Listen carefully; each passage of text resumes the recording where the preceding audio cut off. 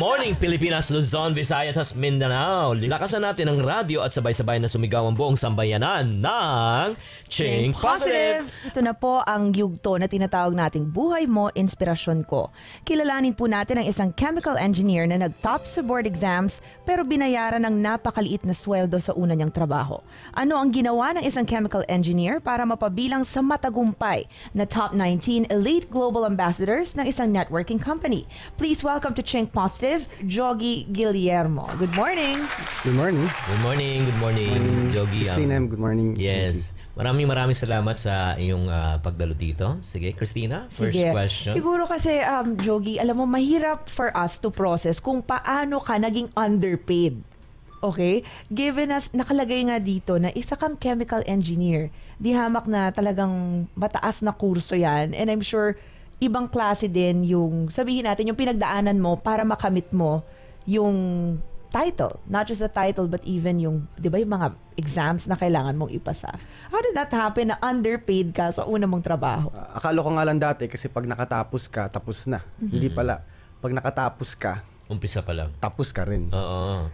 Yung father ko, kailangan siyang pumunta ng Saudi para mas lumaki yung sahod, para mas masuportahan kami. Ilang taong ka nung pala? I was grade 2 nung umalis siya. Wow. He worked there for 16 years. Wow. And once a year siya umuwi, 1 month per year. So lumalabas 16 months ko lang siyang nakasama talaga. So tumanda ako sa picture. So technically, you are an OFW child. Yes.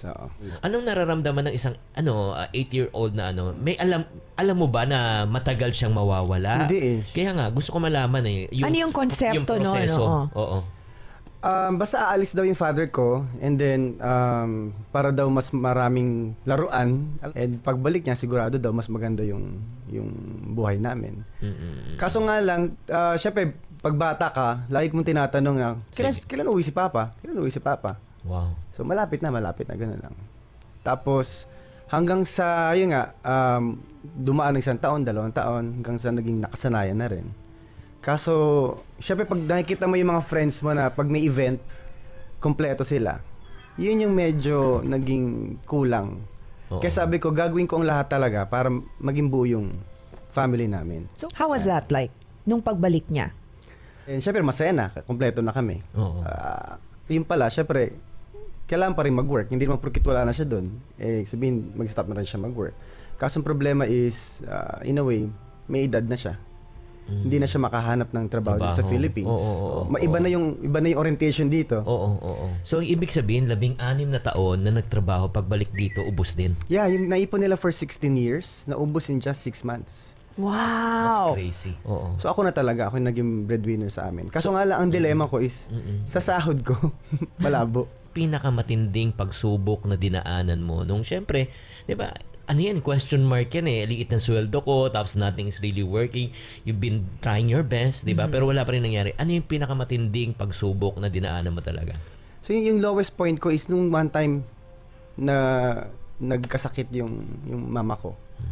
Nagkaroon siya ng problem sa heart. Yung wala kang magawa.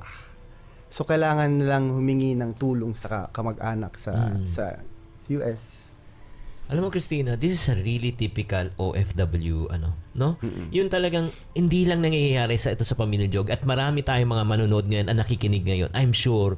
Nakaka-relate kayo. Oo. At yung mga tao ngayon nandun, maari ito'y kapulutan nila talaga ng aral. Totoo yan. Okay, so now, Jogi, ano na yung naging diskarte mo?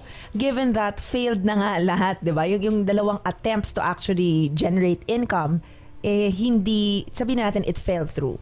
Anong diskarte mo na?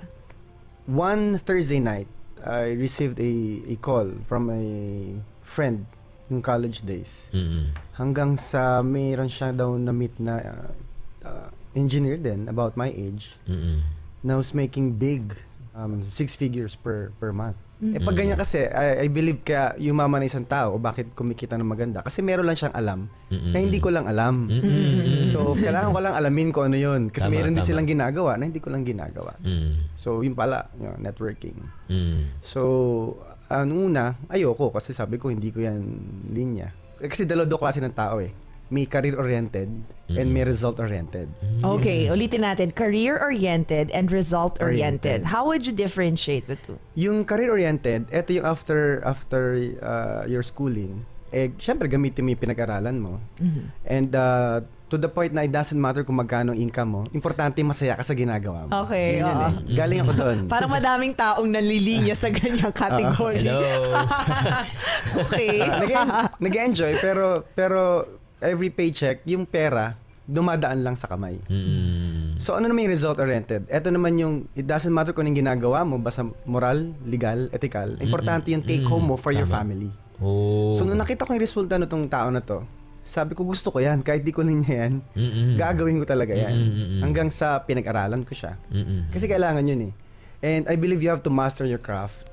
And kailangan mong matuto sa ibang tao. Kasi the fastest is to learn from other people's experience. Yun ang alam ko. Okay, so And how would you make sense of yung discovery na kailangan mo pala talaga mag-transition? Diba? And to really set aside kung ano man yung pinag-aralan mo. At saka you have to remember, Chinky, mataas yung tinapos ni chemical Jogi, diba? engineer Chemical yan. engineer siya. kasi pinaka-problema ko dun yung unang-una yung pride ko eh. Kasi syempre, 'di ba, I'm a professional. Yes. 'Di ba? So, kumbaga ano sasabihin ng mga friends ko, bakit nandiyan ako sa ganitong klaseng linya. Pero sabi ko nga, you have to swallow your pride. Okay, Jogi, pwede maikwento ng mabilis, no? Yung ngayon, kung ano yung ginagawa mo. Oo. Now I'm involved with AIM Global. So nag-start ako May 2009. Sabi ko, that was my birthday month, yung May. Oh. So sabi ko, gagawin ko to para next year iba naman ang birthday ko. So invited a few of my friends and good news naman po, lahat din sila ayaw nila ulit. Ayaw nila ulit. Same na naman. Aborin. Ganun din. Yung first 66 ko, hindi naniwala. Binilang niya. Grabe. Oo. Ika 67 yung naniwala. From Davao naman yun. By the name of Mr. Jun Agaraw. Okay. So itong Jun Agaraw, dating embalsamador to. In a matter of embalsamador. Katakot. Okay. In a matter of 3 months, talagang lumaki yung network niya. Okay. Nagkaroon siya ng first car niya, yung Montero Sport. Wow. And then 6 figures per month na rin siya. Oo. And then ngayon na siya, 3 sasakyan, latest car niya is Hummer. Wow. You know, Hummer, Martillo. Of Yeah. course. Ayan. Ano yung tao mo? Yeah, direct ko to. Wow. Yan. And then nakapagpatay na rin siya ng bahay sa Davao, malaking bahay. Okay. So nakakatuwa kasi yung dati niyang background, Oo. ngayon iba na. So yun yung nakakatuwa kasi nakatulong ka na rin. Yung isa kong friend, yung kay 68 ko, pangalan is Michael Ditan. Nagkita kami, galing siya ng US. Pagbalik, sama ko dito. In a year, nagsi 6 figures na rin siya per month. Okay, so kung itong mga nakausap mo, kahit na 66th or 67th and 68th sila, paano naman ikaw? 'Di ba? Kung nakatulong ka sa iba, paano naman na bago ang buhay mo? Because I think, Chinky, bago ka makatulong sa ibang tao, I think it's important na okay ka na rin sa mga pangangailangan mo. Everything should be covered before ka pa mag-abala, 'di ba, na tumulong sa iba.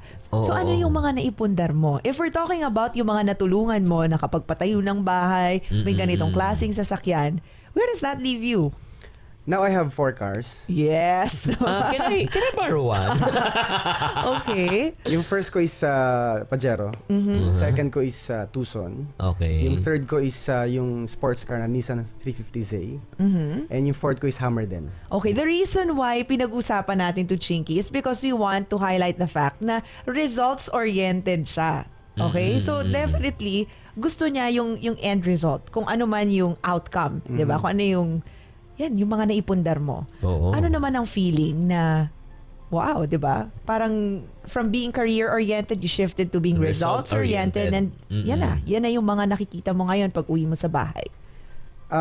Kasi naniniwala ko na kahit na hindi ko ginagamit yung profession ko, I'm still a chemical engineer.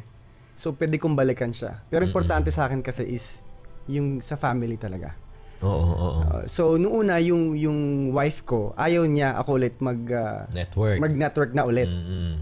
Pero dahil nasa kanya na yung ATM ko, mahal na daw niya ako. Ay, nako. Meaning, di ba, importante pa rin, resulta pa rin. Pero sa parents mo naman, interested ako sa parents ngayon. Oo. Ano naman yung kay Pep, mama, papa? Siyempre, di ba, una, sila negative. Kasi sabi nila, sinayang ko daw yung career ko, yung pagiging engineer ko. So, pero nung siyempre nag-aabot ka na, mag-iiba talaga yung timpla. Ano sabi? Anak, paano sumali dyan? Naks naman. Sabi sa akin hindi ka nakinig sa akin nung nagsimula ka. Alam mo, pinapakita namin yung mga pictures talaga. Alam mo, I'm sure yung feeling ba? Ano ba ang pictures na nakita natin sa screen for the benefit of our radio listeners? Yung mga pictures na nung paano siya nagsimula, tapos paano ngayon siya nag-abroad, na bago yung buhay niya, kasama yung mga pamilya niya, nag-abroad siya. Travel, di ba? Parang anong nararamdaman mo ngayon, Jogi? Anong nararamdaman mo? Cloud9 talaga ako ngayon. Kasi hindi ko na-expect naman na ganito rin yung mangyayari sa akin. So, nung umpisa kasi, sabi ko, susubukan ko lang. And sabi nga, hindi mo malaman para sa ito hanggang di mo sinubukan eh. So, yung family ko nga, na dadala ko na sa lugar na hindi namin dati napupuntahan and nakakapagbakasyon na kami. So, I've been to US na rin, Europe. Kakauwi ko lang galing Kuwait. Wow. And then, basta overwhelming yung feeling ko. Okay. Ano mapapayo mo naman sa mga tao ngayon? Medyo siguro ganun din. Transition, di ba? Tapos sabihin natin, career-oriented masyado and disgruntled sa salary na tinatanggap nila every month. Pero they feel na meron talaga silang potential to make more. Sa mga nag-iisip ngayon na if sa career na kinuha nila hindi sila happy or yung result nila hindi nila gusto, well, you just have to be open-minded. Kasi if you close your doors sa ibang opportunity, hindi mo makikita yung para sa kung saan ka para talaga. So, kung na-encounter mo yung ganitong klaseng business, well, sa akin, you have to, tignan mo lang. No? Pag-aralan mo. Kasi wala namang mawawala eh. And ang pinakamahirap kasi is, what if may mangyari sa'yo at hindi mo tinry? Bigla ka magiging successful. Ano yung kukwento mo? Yeah. Sabi nga you have to be tested in life for you to have a testimonial. Wow. Love that. Nagbigay ng buhay, ng inspirasyon na huwag kayo talaga mawawala ng pag-asa. Kahit na nag-transition kayo, marami kayong best bumaksak. Si Jogi, tumayo muli, ngayon ay naging matagumpay. Okay? Parati namin sinasabi sa programang ito, to every problem, there's always a solution. If you're not part of the solution, you're part of the problem. Always Think positive.